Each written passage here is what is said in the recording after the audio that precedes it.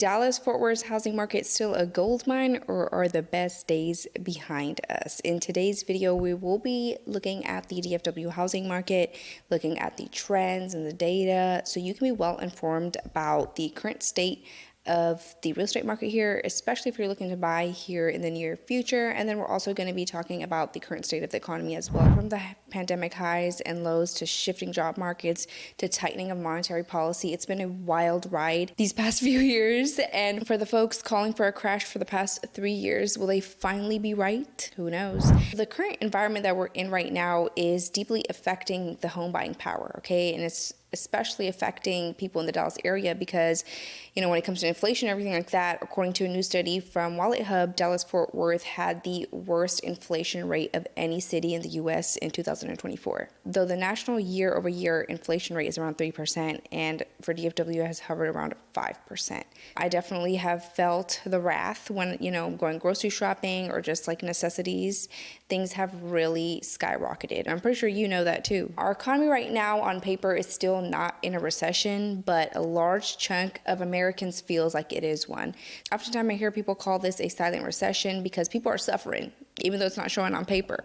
So it's understandable for people to think like that because of the unaffordability issues, the low job quality, high cost of living, and various other factors have slowed down things for many people, which in return affects the housing market as well. Now, the feds have anticipated that they will cut rates this year, and the CME Fed Watch tool says that they're 100% accurate that there will be rate cuts in the September meeting, whether that be by 0.5 basis points or 0.25 basis points. We don't know. But I do believe that there will be rate cuts here from now on out. But you have to remember that cutting rates is a sign of a weakening economy. So although they might be doing the rate cuts, it will take some time for the economy to improve because of the lag effect. So right now we're probably still experiencing the rate cut effects. We could see more blood on the markets. Home prices could fall some more. So you won't see things improve right away after these rate cuts. In fact, a lot of people were calling for emergency rate cuts after the stock market had plummeted recently in fears of an upcoming recession. But as you can see from this chart, you guys, every time the Fed pivots, there's more of a crash. So it's going to get worse before it gets better. I'm just putting that out there. By the Fed's stance, they're keeping an eye on the economy and will make decisions accordingly. Now, technically, we aren't in a recession. In fact, the GDP increased at an annual rate of 2.8% in the second quarter of 2024, according to the advanced estimate. But that doesn't mean that the average American isn't suffering. Affordability is crippling the average American. In fact, nearly half, 48.6% of Americans consider themselves broke. About 2/3 of Americans, 66.2%, also report feeling they are living paycheck to paycheck. Now, inflation, on the other hand, is improving with time, and now the PCE index is at 2.6% as of June 2024. They can't completely reverse inflation, but they sure can improve it. They're getting it down to that 2% target. We definitely won't return to the pre-COVID levels. I mean, that ship has sadly sailed unless some catastrophic thing happens in our economy. By the way, my name is Shanza, and you're watching the Life in Dallas channel, where we talk about all things living in the Dallas metro. Your girl here is a real estate agent, you guys, so please don't hesitate to reach out to me. All my contacts will be down in the description box below. You can shoot me a text, send me an email, you can fill out my forms down below. I'll be more than happy to help. That's why I'm here. Fed members are saying that if inflation comes down the way that they're expecting, they will move forward with a less restrictive monetary policy. With the unemployment percentage coming out at 4.3%, you guys, the highest in 3 years in the U.S., the labor market added 114,000 jobs in July, much lower than the expected 179,000 jobs. And to add to that kicker, they overestimated how many jobs were added to the U.S. economy over the past 12-month time period. They overestimated about 800,000 jobs, you guys. So the total employment growth was 2.1 million, and they overestimated by 38%, you guys. That is no small revision. That is huge. They are off by a lot. So I don't know if you remember, but the feds were constantly saying, oh, the job market's booming. We can't cut the rates right now while the economy got worse, worse, and worse. They kept telling us the labor market was booming, probably because people were working more than 2 jobs and that they were underpaid for a lot of the jobs that they were working. Turns out that it wasn't really booming as much as they thought that it was. And this adds to the notion that we could expect rate cuts next month. And also, you could expect that these inflation numbers are probably worse than what they show us, because 800,000 jobs revised, that is a huge amount of jobs. So that kind of changes the notion when it comes to the job market. Unemployment is high. That is what the feds wanted. But just how they were not cutting rates in the beginning that caused so much inflation and things to get out of hand, some experts are saying that, they cut too much. And now the economy is feeling the wrath, right? And guess what's going to happen when the rates drop? The floodgates will open again. If unaffordability improves with a slashing of rates, it will bring in more able and willing buyers into the market.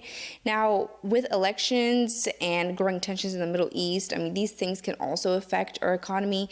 So take that with a grain of salt. In regards to housing, our perception of the housing market has been discombobulated due to COVID. It was normal for us to have 4, 5, 6 months of inventory on the market, not 1 to 2 months like we had after COVID. Right now we're having, price adjustments, price cuts, if you will. Inventory has gone up. I see a lot of listings are overpricing their homes. I honestly feel like this is good news. Now, we've been hearing about this crash for several years now, but we still haven't seen such a dramatic drop. I feel like the dramatic drop already kind of happened, and I'll show you when I go over the data.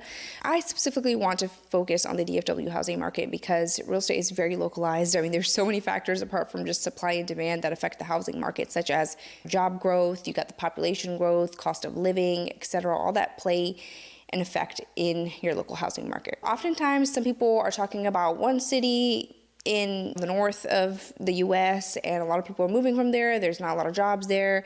The cost of living has gotten higher, and then the houses are on the market for X amount of months, and they're like, oh, it's the start of a chain reaction. This is going to happen everywhere. You can't say that for every location. The crash bros aren't always right. Some things I agree with, some things I don't. I would rather look at the glass half full than half empty. But right now it's looking even less than half empty if I'm considering the economy and everything. I do want to make it clear that there is going to be never nationally a good time for everybody and their mom to buy. Seriously. Because like the saying goes, the best time to buy a house was 5 years ago. Try to understand that buying a home, you have to analyze your long-term goals and your financial situation, and that's different for everybody. But one thing I do know is real estate in the long term will just get pricier and pricier, you guys, because we're still undersupplied by millions of homes. Psychologically, when you think about it, when there's a crash or an opportunity for people to buy an asset at a cheaper price, there's only a small percentage of people that actually execute that deal because 1, they're not in the financial position to do it, or 2, they're just scared and they feel like the market's going to drop lower, but then it actually just continues to go back up again. That's just the truth. And then they just miss the bottom. I have some clients that are watching the market like a hawk. They're paying attention to what's happening in the cities that they want to buy in. They're paying attention to inventory, the prices, and everything like that. So when they find an opportunity, they can be ready at that moment. Since the summer buying season is coming to an end, or already came to an end, that's when we usually have more listings on the market and sales are up until July-ish, and after that the prices cool down and so does inventory. This summer was actually very slow. As a real estate agent working in the field every single day, when there's a shift in the market, we are the first ones to feel that shift. And this summer things were painfully slow. Let's look at the data here for the entire MLS. As you can see here, the median sales price right now is $380,000, down from $400,000 of the top of June, June 2022. Let's look at the new listings. Now, new listings have gone up. As you can see, they always go up around the same time after December. Listings just go up until summertime, and then they start falling. They go up until summertime, and then they just start falling, right? As you can see that this trend plays out every year. We're still up 14% from the same time last year. So inventory is doing better. So the month supply is up 40% from the same time last year. So you guys can see that inventory is growing. And if inventory grows and the demand is not there to absorb it, then prices fall some more. So let's just see what happens. As you guys can see, the inventory has been growing steadily after 2022. This was like very distressed levels, okay? So it is even more than it was. Look at this, 4.1. 4.5, it is even more than it was pre-pandemic.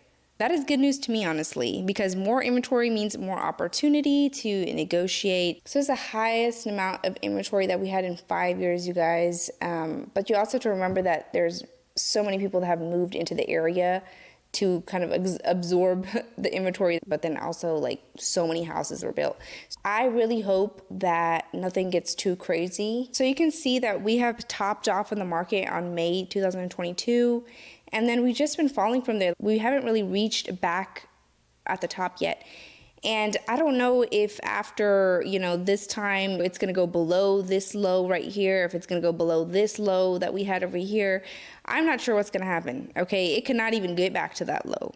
So we don't know what's going to happen, right? If interest rates drop, if we're getting more people onto the market, they could absorb the inventory. Maybe if interest rates drop, there still would be a lot of unaffordability. People won't be able to absorb all this.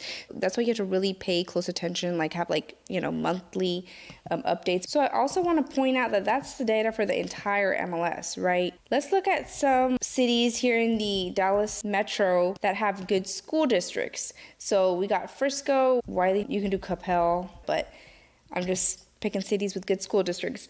So here you guys can see that the median sales price, Capel has gone up 4.1% from last year. Frisco, 0.2%.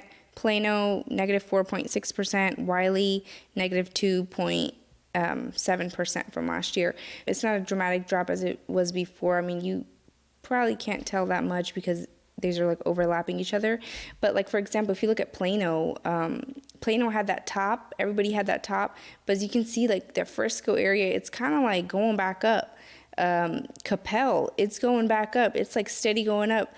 Plano is kind of leveled out at this point. It's not dipping down. It's not shooting too high. It's kind of leveled out. And same with Wiley.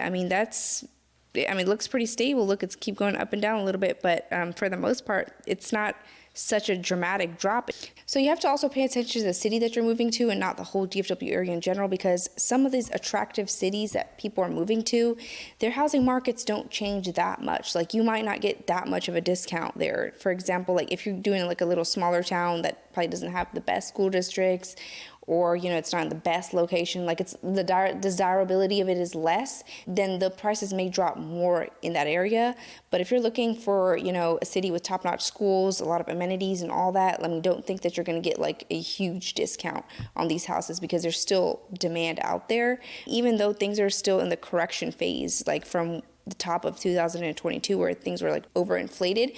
I feel we're still in that corrective phase, and then sooner or later we're going to pass the top again, okay, whether that be in 2 years, whether that be in 3 years, whether that be in 1.5 years. So eventually that time is going to come. The Texas Real Estate Research Center at A&M publishes monthly housing reports on the DFW Metro, and here the sales volumes for single-family homes has declined by 11.16% year over year. Now, the inventory for the single-family residential housing units has increased significantly, rising from 2.5 months of inventory to 3.7 months. Additionally, the days to sell a property also increased, going from 74 days to 77 days. So that's telling us that volume is decreasing, less homes are being sold than previous year, it's taking longer to sell, and inventory is growing. I don't know about you, but that is music to my ears. That screams opportunity to me, because when the economy starts improving, which may be 6 months, a year from now, prices are going to go back up. And I want things to kind of be normal again. Back then, when people had so many options to pick from and homes are affordable. I do know when interest rates are going to drop, you're definitely going to have more demand. Are we going to have more inventory to kind of meet up with that demand as well? Yeah, because there's a lot of people that want to sell. Then they're probably going to be buying as well. I really hope that inventory stays growing and that prices cool down some more. I want us to have realistic expectations because, like I said before, only a few amount of people are actually going to take advantage and execute accordingly when there's an opportunity, like a good opportunity in front of them. Although I know right now it's tough for many Americans, but just know that it might get tougher.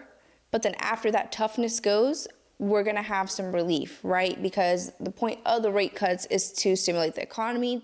The DFW area is a crazy place. Over the past decade, Dallas has experienced exceptional home appreciation with a total increase of 121% and the average annual rise of 8.28%, placing it amongst the top 20% of the U.S. markets for real estate growth.